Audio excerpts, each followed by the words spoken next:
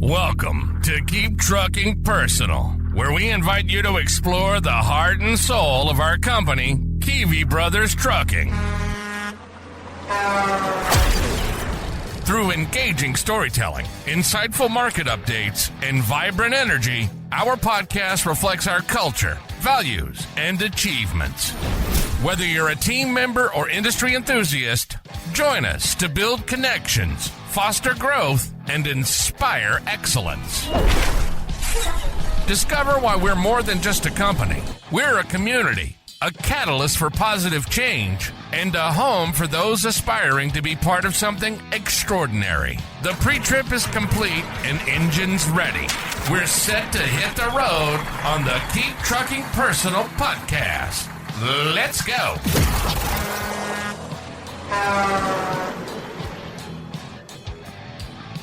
Welcome back to Keep Trucking Personal. My name is Tyler Kivi, and I'm sitting with Derek Kivi. And as last week, I talked about diving into some of the old school tendencies of truck drivers and what we grew up with. And we have a good topic to talk about today of the interior of a truck. But before I get to that, I wanted to kind of take a different little pivot and do a little this or that question with you, Derek. So first of all, welcome. Thank you. So this is just cut and dry, this or that, and then maybe some feedback around that. So tarp or Conestoga? I'm kind of mixed. I mean, it depends on what I've got going on, but in most cases, I think I resort to tarp. Yeah. Is that because you like from knowing the limitations, or you like the art of doing a tarp job nicely? The limitations. I mean, obviously nobody likes the tarp. It's not fun. So the easier the work, the better. But I think in most cases, depending on where we're going or what we're doing, there's a lot more limitations with the Conestoga. So I'm always looking at the next best thing, or what's the next set yourself up for doing. Success mentality. Usually in my dealings with what I do, I think a flatbed with tarps usually seems to be the answer. Now, we do get a lot of step deck freight, with customers and whatnot, but there's a lot of times where guys want to pull a step deck because they want to pull a step deck, or they say they haul better loads. And in my mind, that weight factor is always such a limiting factor too. Weight is always such a limiting factor. And I think if you can maximize what you can haul capacity wise, and do an LTLs are easier to build on a flatbed and fill the trailer out. A step deck's, a lot of times it depends on weight placement, and with the drop there, it can make things a little bit more difficult. Yeah, for sure. So you kind of took it as a 3-prong question there: step, flat, or Conestoga, and then spun it with that. I get it. Flatbed Yep. with tarps. Flatbed with tarps. That's the this or that. Let's go with. So in the mornings, I kind of already know this answer, but I think many people don't. So first thing in the morning, would you rather have a hot cup of coffee or an cold energy drink? A cold coffee energy drink. Oh, mixing it. Wow. I've known you always to have that cold. Have you ever really been there was a stint I remember you used to drink hot coffee, I feel like, and it was. I just had some coffee in the office the other day with everybody. Yeah. And I don't, it's not that I don't like it. It gets me squirrely, and it's a little too much. It's hard for me to sit at a computer for whatever reason. When I drink hot coffee, it just gets me going. Like if I'm going to go out in the shop and rip up some tires, maybe, then that's drink a cup of hot coffee, but sit at a computer and try and type and stay focused, it gets me too over the top. Well, and I think for me, when I drink coffee after lunch, I start sweating. Like you said, I it's I get sweaty too. That's another reason why, and then you're sitting at a computer in the office. Might be the right recipe for trucking though, right? You need to get that load delivered. Well, that's my next problem is then I got to use the restroom too when I drink warm coffee. So I personally, driving wise, which I know isn't a very good health thing, but I usually tend to cut out all liquids, period, because I got to get here and I don't want to have to stop and try to go to the bathroom. But I know that's not the healthiest for a person either. Or it's like, okay, I got an hour to go. Now I'll start drinking some water because I know when I get there, I'll be okay type thing. Yeah. Yeah. We've all fell victim to that. You get up or you're, having, like you said, morning coffee with somebody, and then you get in the truck and you don't make it 30 miles down the road and you're like, just got like in the groove, the truck cab is warm and the radio's on the right station, like everything's grooving, and then you got to stop.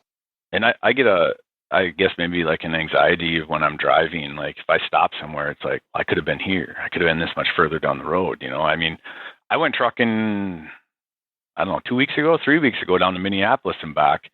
and was with one of my yard guys because we had to go pick up some CNC machines and bring them out of a building and tarp them and do all that stuff. And we didn't even have any food, and we were there all day. And I was like, should we stop and get lunch quick at Burger King? And they're like, no, I got to get back to the office. And we never stopped for anything. We didn't eat. We didn't, we just got back. And it's just kind of the way my brain works, is go every mile. And when we used to travel to Kentucky with my wife, it got to the point where she was not going to travel with me anymore because I wouldn't stop.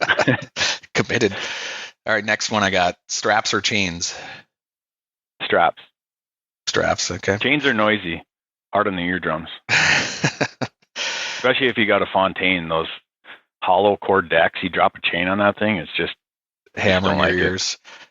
All right, a snowstorm or a extremely sunny stretch of the road? That's a hard one. I drove so much in the snowstorms that it's kind of fun, But I mean, sunny stretch of the road is always nice too.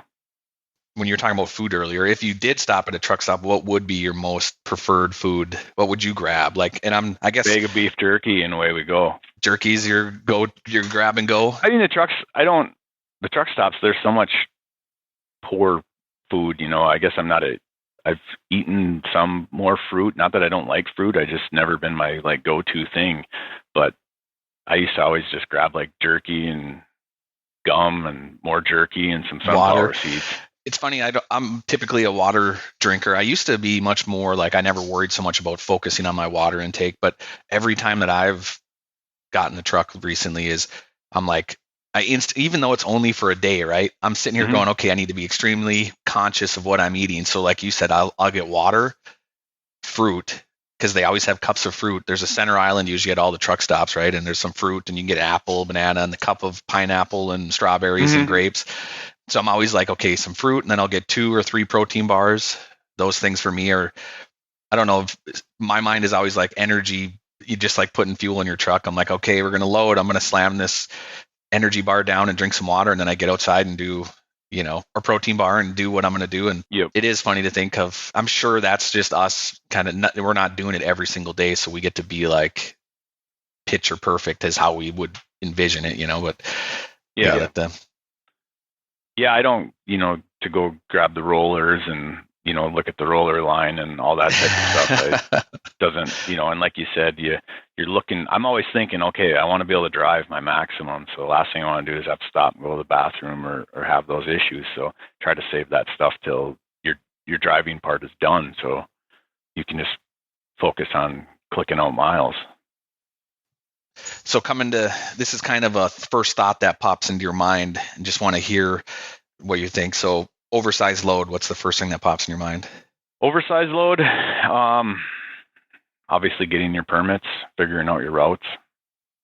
So just the routing, first thing you think of is oversized, whether you're booking the load or you're hauling it, you're right away, what's the route going to be and how and the size, I guess, the dimensions, because that plays a lot into what type of traveling you can do, routing and all that. If it's extremely wide, that thing's going to be sent all over creation, or if it's high. So there's some factors there that I look at, or if it's a 9-foot wide load, okay, this is easy. We can pretty much cut this out anywhere you're going. Legal load, yeah. Yeah. And where you're going, yeah, because, 13 wide going into New York City isn't very appealing for most people. Not very appealing. So if you had to, last one, I promise, and we'll keep digging into these, but they're kind of fun. I know it's not our full, we're not one truck manufacturer, but if you had to choose Peterbilt or Kenworth. Man, you're really coming up with some. I feel like there's a touch of each side that kind of probably pulls on your heartstrings a little bit. I used to always, Peterbilt was the legacy truck, and that's what we grew up in, and that's, strictly all we had in the early days. But they were kind of the basic cookie cutter, bare bones, type interior wise truck for a driver, where Kenworth always seemed to have so much more. That button, or what is it called? More driver features and quieter kind of in the cabs, and they just felt a lot more driver friendly. What do they call the interior on the Kenworth again? Is it quilt or button fab? Tuck. Button tuck, yeah. That's tuck. For me, you jump in a truck and you see that's instant Kenworth. You're like, here we are. It's button tuck. Yeah, no, they were just more driver friendly. You could order a Kenworth with, obviously we don't do this anymore because it's too hard to maintain and keep up, but you could order a Kenworth with all the lights under the under the cab and under the sleeper and by the air cleaners, where Peterbilt come bare bones. You had to put every single thing on them. But that legacy of back in the day, a nice 379, when we'd get them all polished up, that was you were king of the road too. So. Yeah, the tanks, for me, if like manufacturer wise, like you said, there's pros and cons each side, but for me, the tanks were the most important. The fuel tanks on the Peterbilts were much prettier in my mind when they were polished much more bold. Yeah. The tanks on the Kenworth were always very rigid edged. You know what I mean? Like it was like a 90-degree angle. It wasn't rounded, and they were often not paired well with the size of the truck. Yeah, it was either very small or extremely large. They couldn't just get a good flow with you had the quarter-mile long tank that looked like it was 18 inches in diameter. And then their straps too, until they switched to those wide straps. They had horrible straps with black rubber on them that stuck out. That would kind of they would weld, underneath that strap. Out. Yeah, they'd work its way out, and then they would wrinkle. So you would see it wasn't true. Yeah. Interesting how some of that, we never really got into it. And I know some companies, obviously smaller companies, owner operators, get into putting stacks on their trucks, right? And for me, when I was driving, that was like one of my goals. I never accomplished it, but I was like, should we straight stack this? And I think, talking to Dad, he's always been like, what do you want all that noise for? He's like, you're even going down the road, you don't need all that noise. Of course, as a cowboy trucker, there's nothing better than Jake breaking into a town or an exit ramp, and you're blowing that place up. But never accomplished it. Well, they were expensive, and you stood the chance of burning yourself because they get hot, so I never really got too far into it, but I never liked the noise either. I don't know why, that loud rumble. We just had one of the owner operator guys that hauls for us yesterday in the yard around our office, and I was just cussing him up one side down the other. I'm like, freaking pictures on the walls are rattling in here from that stupid thing, I'm like, who would want to drive that noisy ass truck? And it's just kind of the way I've always been. I mean, to me, you're sitting in there driving in that thing all day long. The last thing I want to hear is this enormous rumbling, and like you say, the Jake brake thing. Sometimes you don't want to be the one to draw attention. Yep. Well, and we did a lot of early morning, sometimes late night, however you want to look at it, right? And when you're trying to, I don't want to say sneak around, but be courteous to everybody around you, especially job site deliveries and stuff. Yeah. Starting a truck sometimes and not blowing the windows off, or pictures off the wall. But wow, it's interesting. Learn a lot of little things. Like I said, some of that leads right into, the old school, like you said, and Dad, he was often the one who's like, you don't need that, and then I always found myself sometimes changing trucks or moving this or that. And you're like, unless you own that truck 1-to-1, it's sometimes hard to put all that time into it, because exactly at a certain point of the day, that's just a tool to do the job. And sometimes getting too attached can be limiting, but it leads into that concept of, like I said, we're in this last sprint. I mean, that is common for everyone for the end of the year, right? We're in the last sprint. We're trying to finish out the year strong. I've talked on that last week. I think it's obvious to, I think everybody already knows. I'm not reinventing the wheel here to put your head down and grind it out. Let's finish this, year strong. But leading into what builds an old school trucking mentality by not being old school. You don't have to be from that generation. You can be a new truck driver introduction into this industry, but still carry the legacy traits that built this industry that I think needs to come back. That I think this industry as a whole, not just us, but this industry as a whole, has lost some touch with what it means to have pride in your ride. And that doesn't only mean the outside. It means the inside of your cab. Yeah. So I want to get some of your input, and I kind of run through a bunch of it, but I want to get some of your input when you see a cab that is just obnoxious, dirty, you know what I mean? Filled with garbage, trash, you know what I mean? We've seen it. If I've seen it once, I've seen it 100 times kind of concept, but what does that mean to you when you see that? How do you take it? It's disgusting and it's frustrating, to spend the amount of money to the tune of hundreds of thousands of dollars to provide these guys with the best capable truck we can and the best environment we can, and for them to just completely tarnish that and destroy it is rude. It's disrespectful, and it's not professional at all. I mean, it makes you think, okay, well, this guy, this is how he treats his interior where he lives, or she, lives.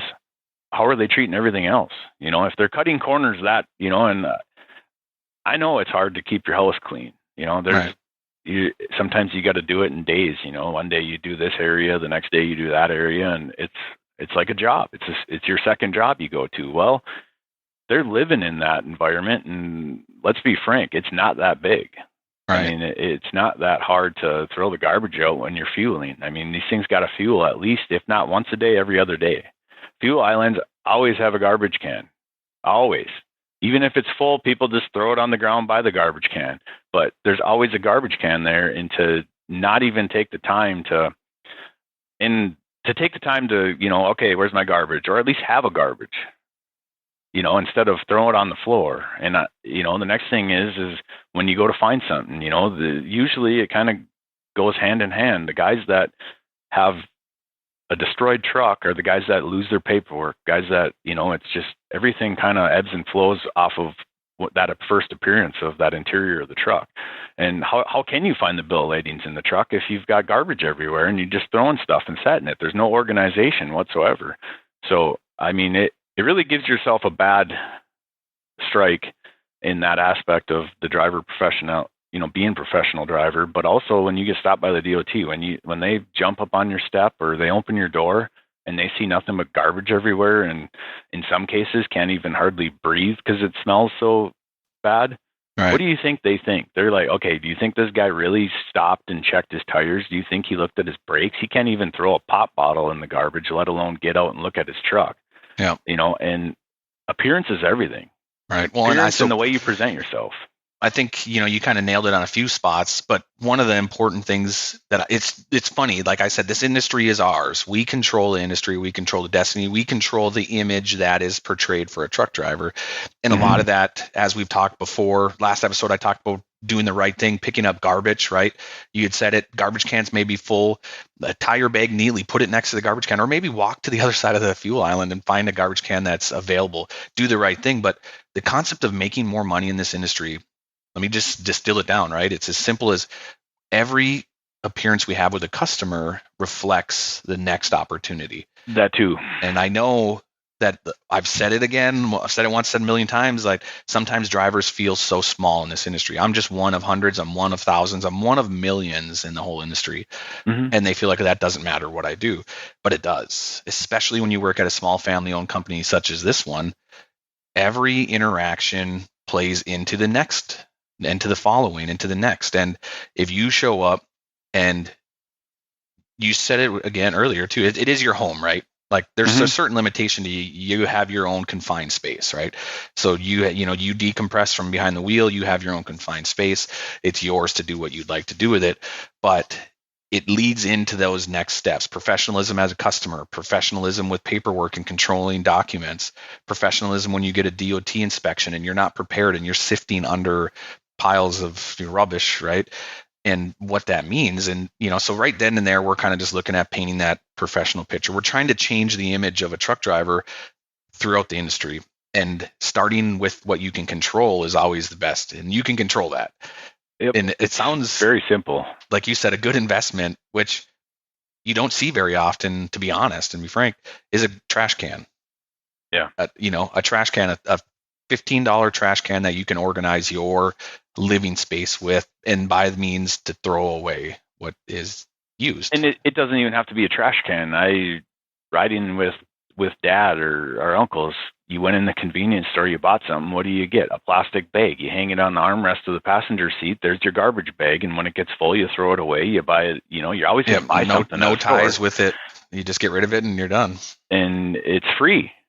Well, not free, but so there's so many easy ways to keep the cab clean, like you say, or get a trash can. I want to bring this up because it kind of ties to it. Truck abandonment in this industry is kind of out of control. I think the industry's lost its pride, which is what we're talking about right now. And if we recover a truck, which is unfortunate, I feel like this is something that never used to happen. And now it's like drivers are willing to just part ways that quick and just jump ship, whether they have another job in the industry or they're just done. I don't know what exactly the reason is, but when they abandon it and we recover it, it's almost usually despicable inside. It's trashed. So It's kind of like, is there a precursor to the habits that this industry carries when somebody's truck is completely destroyed inside or there's trash everywhere? And like I said, it's where you live. but it's such a small confined area. Like, you have control to change the outcome there. We do oil changes and grease jobs. We pull them in. The mechanics, they can tell you when they're like, this driver, I mean, we have a lot of drivers, and I'm proud to say this, that their floor mats are armor-alled. Yeah. And I'm like, I can't even get in your truck and move it without leaving footprints on your mats. I don't know how you control this clean of environment, and you're kind of envious. Correct. And then you have the middle ground where it's clean and it's tidy. They're not, a polished armor-alled floor mat isn't a requirement, but it's clean, organized. It's their home. They take pride in it. They have their gloves neatly put here. They have their trash can. They have their sometimes even bed made. Once again, not a requirement, but it just starts to show. Those are the things that I grew up with. If you left it dirty, you got your butt chewed. Yeah. I mean, you got ripped up one side down the other, and clean your truck. What the heck? I mean, it doesn't have to be where you're eating off the dash, but you don't have the garbage, and you're a lot of times I would look and out the window, and our uncles would be at the fuel pump. What are they doing? They're out there shaking the floor mat off. Yeah, that was while they're fueling. That was just what you did. Simple thing. Yeah.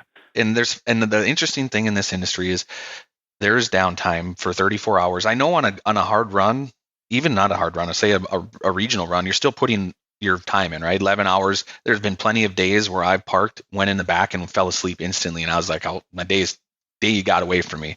But majority of our drivers take 34-hour restarts. And I would like to suggest, as if this industry wants to improve its image, that we all take a look and say, what can I do to improve the pride in my job? Mm-hmm. I want mental clarity, and I want mental health, and I want to enjoy, and I want to feel good with what I'm doing every day. Take pride in what's your interior. And like you said, if you had a $200,000 motorhome, you probably would be out there with a Q-tip trying to clean it and make sure that it's tidy and cleaned up. And to consider a $200,000 truck sometimes being in the condition of, we've had locations say they won't work on them even. You know what I mean? And it's not only just at that time, it's when that driver, whether that truck's up and they're due for a new one, or that driver decides to quit, the next poor guy can't even hardly breathe in the thing because it's horrible. And I'm no expert, and obviously I'm not a doctor, but through my years of doing this and working, the guys that had the dirty trucks, didn't kind of refrain from showering more on a frequently basis, those are the guys that were always sick. They were the ones that were always constantly sick, and I'd be like, hey, dude, if you pick up your cab, you're never getting rid of the germs. You're just floating in a germ bath that's never going to go away if you never clean this up, and it's not even, it could be rotting food in the truck, for that matter. I mean, there's just so many simple things that could be avoided by cleaning this cab. And I don't know the exact square footage in a truck, but it's not very big. No, the health side is where I want to get next, right? We're talking about professionalism and pride in your job. Mm-hmm. And what it means for a customer to look at a truck or a DOT inspector. But let's talk about the health and the habits that means. It's like you said, if you have a garbage that's been sitting, or garbage on the floor that has been sitting too long, or this or that, or like you said, you've been sick multiple times, and you haven't taken the time to, work through those opportunities to clean your truck and, maybe spray some disinfectant Lysol or something, anything, to try set yourself up for success. Because that's really what we're trying to do here, is help build that content to say, hey, this is what the old school trucking values are. You don't have to be from that era when trucking was first booming, right? But if you want to build a stable income, you want to build a stable lifestyle, and you want to be part of an industry that has an image that represents greatness, you have to kind of hold yourself accountable to some of this.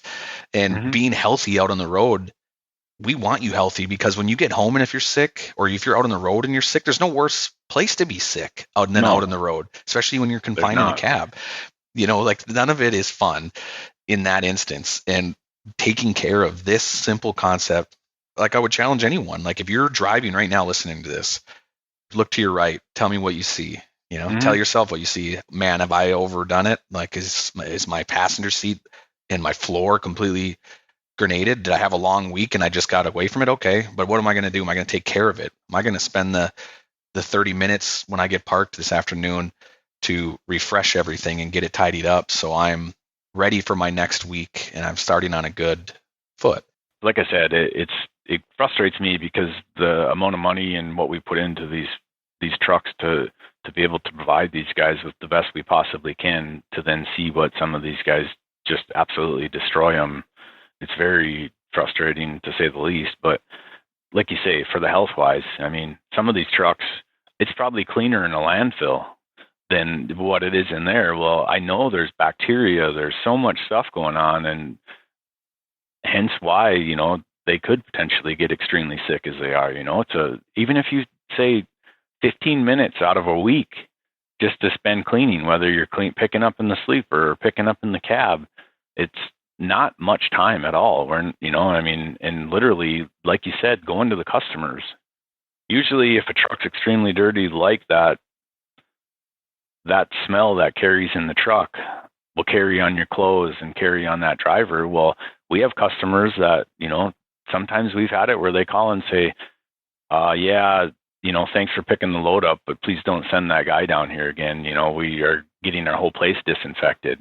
I mean, I'm not trying to say it to be mean, but, there's personal hygiene with some of this stuff. And I think some people need to look at that and address it and look in the mirror and just say, present yourself and make sure you're clean. I know it's not easy to always get into a shower either, but at every truck stop, you're parking at a truck stop at some point, and getting fuel, and they give you rewards points for free showers. And I know it's, sometimes you got to wait in line to do some of that stuff, but you got to take care of yourself. You got to take care of yourself, I mean, if you don't shower and don't clean yourself and don't keep your environment you live in and day out clean, you're bound to get sick. You're bound to have issues, so that's your machine. That's what makes you money, and you're also the machine. So if you don't take care of yourself, eventually your own machine's going to break.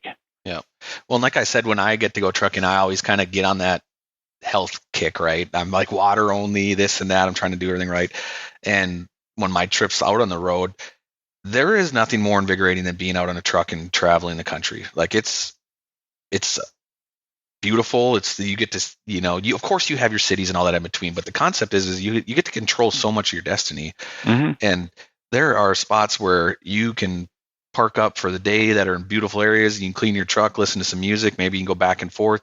One of the things I used to do when there was downtime was to stay active, right? Like I'm trying to move around, I'm staying out of the cab, I'm getting some sunlight. We've talked about mental health and trying to make sure that we keep everybody on the up and up, but doing some of those house cleaning things. And I was even my headache rack a lot of times. I'm like, okay, it's been a week, but I'm going to wind out all my binders, put a few drops of oil on them. I'm going to wind them all back in, and chains, I'm going to go through here. I'm going to do this because everybody accumulates. Pretty soon you've delivered, 20 loads and you've accumulated little pieces of cardboard, and because you're like, well, maybe I'll use them for this. And you've accumulated some nails that you're holding on to, and you've got some of this. And pretty soon you're like, okay, I got to part ways with some of this. Yep. So there's just sometimes you got to purge, and you got to say, I'm ready to reset. And, I would said it last week, but we don't have to have a new year to start a new year in mentality wise. But if you need that push and that nudge, you're not far from a new year right now. Let's all take that challenge and say, let's reset. Maybe I got 400 straps and I've lost some room under my bunk, where I could store other things to help clean up my interior. Let's go through and take some of the time and recalibrate and get situated. But focusing on the interior of your truck will improve your job. I don't care who you are. I think there may be drivers that contest and say it's my private space and leave me alone, like I do what I want to do. But as we talk about old school trucking, right, working hard was foundation number one. Be a hard worker, work through it, understand that 2 a.m. mornings are part of this industry. That's what it was built on. It's not going to go away. If you want to bring back old school trucking, that's one way. Be a hard worker. Be not afraid of that. The other here is, like we're diving into topic number 2, is an interior, clean interior, representing yourself well. Taking care of that interior means you're taking care of yourself and you have pride in your job. And I think the interior side not only leads to a better health, leads to a better DOT inspection if we have to drill it down to that, but it leads to better, safer driver. I think that's true. I think it builds the habits. The habits are building blocks, and you build one on top of another, on top of another, on top of another. And I've read books on this, and I'm not saying I'm extremely educated in how to build a habit, but habit stacking and habit building is done usually by one little habit attached to another little habit. And so let's say, to your point earlier, every time you get fuel, your habit that you should try to build is, I put the nozzle in, I make sure it's secure, it's running, I open my door, step up on the step and I start grabbing garbage. And putting in the trash, right? So that's just one way to build a habit. Or there could be a spot where every day I park, when I set the engine, or when I set the parking brake and I, go off duty on my log, I take my bag right there and I fill it with trash. You know what I mean? Like, you start to build habits. Habits take 30 to 45 days to actually become something consistent that you call a habit. So one day of first week of the new year isn't going to change it, but you build that habit, buy yourself some Armor All wipes, take the time and do it right, because that's what's going to drive this industry back to something special. It's going to make that concept of old school truck drivers in the new age, and it's there. It's simple, and it's, now the more I think about it while we've been talking, I'm almost positive it was at the end of the day, the trash bag came out of the truck in case there was food or some, a banana peeling or something that's going to stink the truck up, because it's a very small confined space. You leave anything in there with stink. Well, you go to start your day and now your truck just smells atrocious, and so at the end of the day, wherever you parked, laid up, if you were a local guy, done, you parked the truck, you grabbed the garbage and you got rid of it. So the next day that thing smells fresh. And, just little things like that. It's not hard work by any means, but I just, and growing up with the family we did and how they did, I had cardboard on top of my floor mats, for crying out loud, because I knew it was going to be muddy that day and I didn't want to get more mud. So at the end of the day, I could throw the piece of cardboard away and I had clean floor mats. Yeah. And I think, of course, we grew up a little bit different of a perception, right? Like, we understood how expensive the trucks were when you're working with your uncles and your father and you disrespect that type of equipment right in front of them. Didn't go over well. You're disrespecting your family. You're disrespecting your namesake. Like, at that point, we weren't owners in this game, but our name was on the side of the door still, when we knew we represented our family. And when we went somewhere, especially when you had some clean tanks and you had a decent looking truck, right? Like, I don't know, I can't say how many times you get compliments. And when you've been in a truck stop, once again, you're listening to this, look to your left, you look to your right. You tell me which truck you think is in the top 10%. You're sitting in it. You're sitting in it. Take pride in it, and, and live through it. That we want you to have the same goals and expectations that we do. And that is a high level of clean cab, take professionalism in your job, documentation, right? Be prepared for the worst. And by doing that, having a clean cab gives you that clarity. And another thing that just came to mind as far as having a clean cab that I've noticed and seen a lot of drivers is wearing gloves. One, it's not only the safety of it protects your fingers, there's burrs and things, there's all kinds of things, beat the living heck out of your hands without wearing them. But you see some of these people that come inside after tying down a load, they never wore a sinking glove and their hands are so dirty. It's like, well, that you get in the truck, you grab the door, you got your 3 points of contact, you're smearing it on the steering wheel. I mean, you're talking grease to chain rust and we have gloves, go see Tyler Johnson in safety. He's got boxes of gloves. He's got winter gloves. He's got leather gloves. He's got all kinds of gloves. We're here to help outfit people with the proper stuff. But I'm going to tell you one thing, in the wintertime up here, good luck chaining a load down when it's 30 below. Some good gloves. Without gloves, because you're going to touch the chain for about 2 seconds and your hands froze. Yeah. So, I ask people over and over when I see them come in, I'm like, where's your gloves? My gosh, look at your hands, Yeah. Yeah, that's an indicator right there that you're setting yourself up for failure.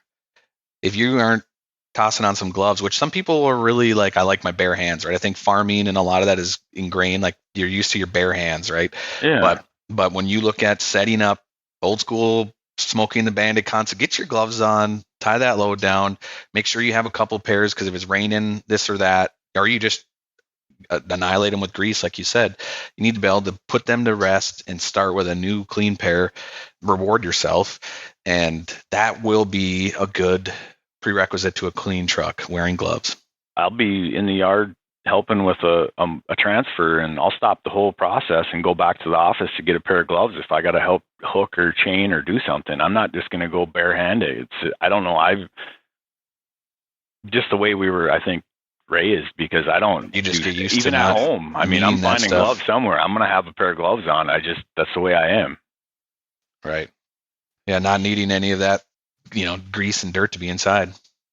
Yeah.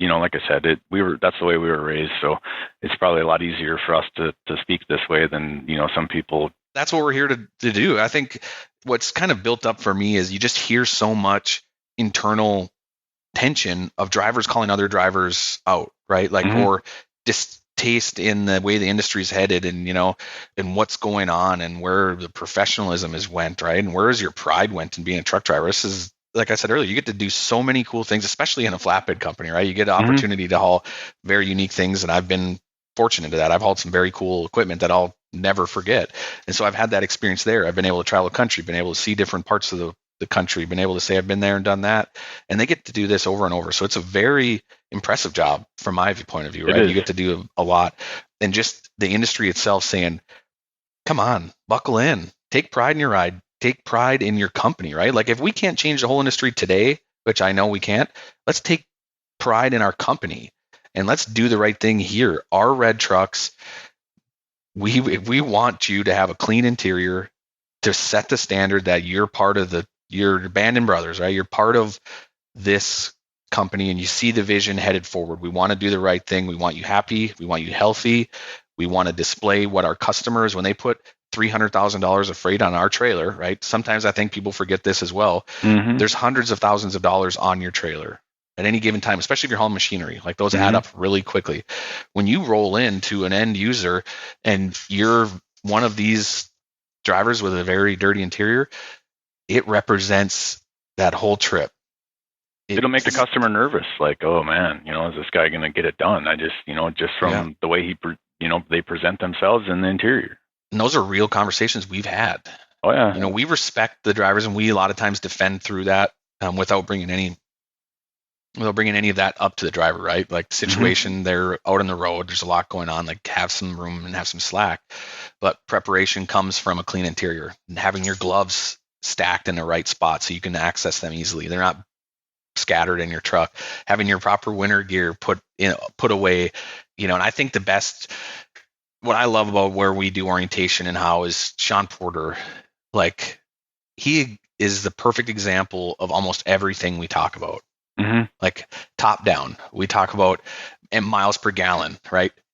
He can write a novel on that. He's the most educated guy I know when it comes to miles per gallon. You talk about clean interior and professionalism.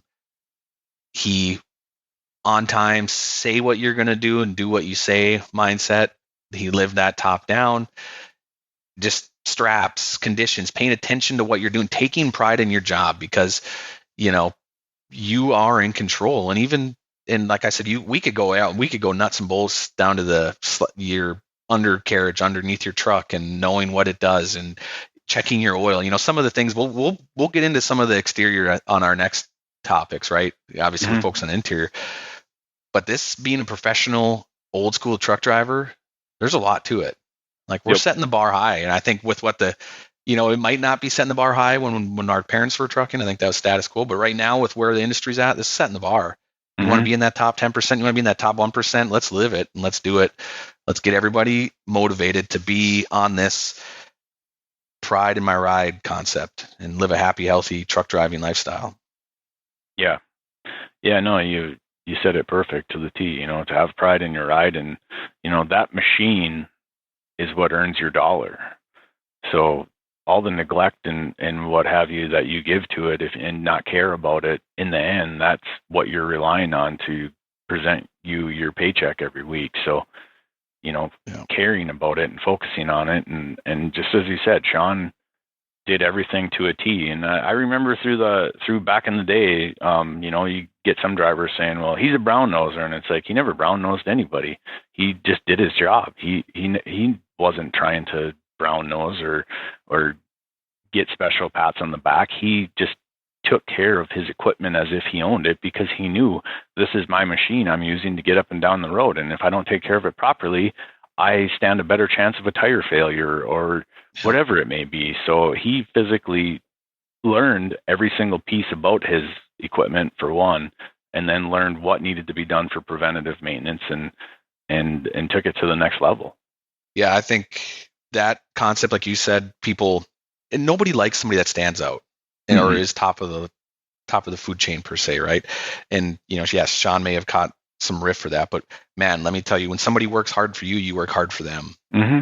And Sean, I know he had high expectations, and we wanted to deliver on all of that, but I had high expectations of myself to make sure I tried to deliver for him, because you want people like that on your team. And it's just like having a football team with an all-star quarterback, right? Like when they're a good, motivating team player, a lot of people work hard you work hard for that person. That person works hard for you. It's the same how I felt working with him when he was on the road. And yeah, so I think if anyone wants to know what our thought process is, right? We're unpacking it. We're laying it out on the table. This is what we think. This is how we feel when it comes to a professional truck driver, an old school truck driver, what we grew up with. And I'm excited to get onto that outside, right? We've done pre-trip conversations just as like if you have your 21-step pre-trip list, right? But when we get to this next episode of what does it mean to be a professional old school truck driver on a pre-trip, I'm excited to talk about that and keep just displaying what it takes to stand out, what it takes to be the top 10%, top 1%, because that's how I look at it. Like, how do you want to perform, and who do you want to work for, right? Who do you want to be a part of? Do you want to be part of a team that everybody's taking pride in their ride and you got a professional driver pool, or do you want to be another member of a trucking company that's that doesn't have these standards and just says nobody get out there cares, and do your job, and, kind of, as you would say, runs rogue, and trash, and I mean, that's exactly it. Well, I think accountability, of course, family atmosphere, family environment, people talk about that, and most trucking companies, believe it or not, are all family, right? This industry was built on families building trucking companies. So if family pride and how we do it is that, but I think having expectations and accountability to build that family atmosphere, that's what it's really like. It's not all forget and forgive and no accountability. We didn't grow up like that. No. I felt terrible if I had a tire go down. It wasn't even my fault. Like I was like, I'm costing the company money. I'm doing things that I shouldn't have done. And yes, or even when I ran a tire all the way out one time, which was exactly what you want to do. I ran it right down to the 2/32. It was legal, but it was time. And I was in the shop getting a change, and I was just like, how can I avoid this? Like, what can I do to not have this situation? And I took so much pride in like trying to maximize what we get, stretching it as far as you can and trying to be as efficient. And yeah, I'm just grateful that we were able to kind of unpack that and share our thoughts. And, I hope people listen and they say, hey, they're not just letting people run rogue. They want the company to excel to that next level standard. We want to be the premier choice for any partner that we have. That's exactly it. Well, next episode, we'll unpack the professionalism and old school of a truck driver on the exterior side of it and go into that in depth. And we're not far from Christmas. It's amazing to think that we're right around the corner. We're already mid-December here, and right around the corner is Christmas and time with your family, and we want to build you to be the best truck driver you can. So until next time, happy trucking. Happy trucking. Thank you for joining us on this episode of Keep Trucking Personal. We appreciate you taking the time to explore the heart and soul of Kivi Brothers Trucking with us. Don't forget to subscribe and leave a review to let us know your thoughts. Tune in next time as we continue our journey together, diving deeper into what makes us a community, a catalyst for positive change, and a home for those who aspire to be part of something truly extraordinary. Until then, keep trucking, and we'll catch you on the next episode.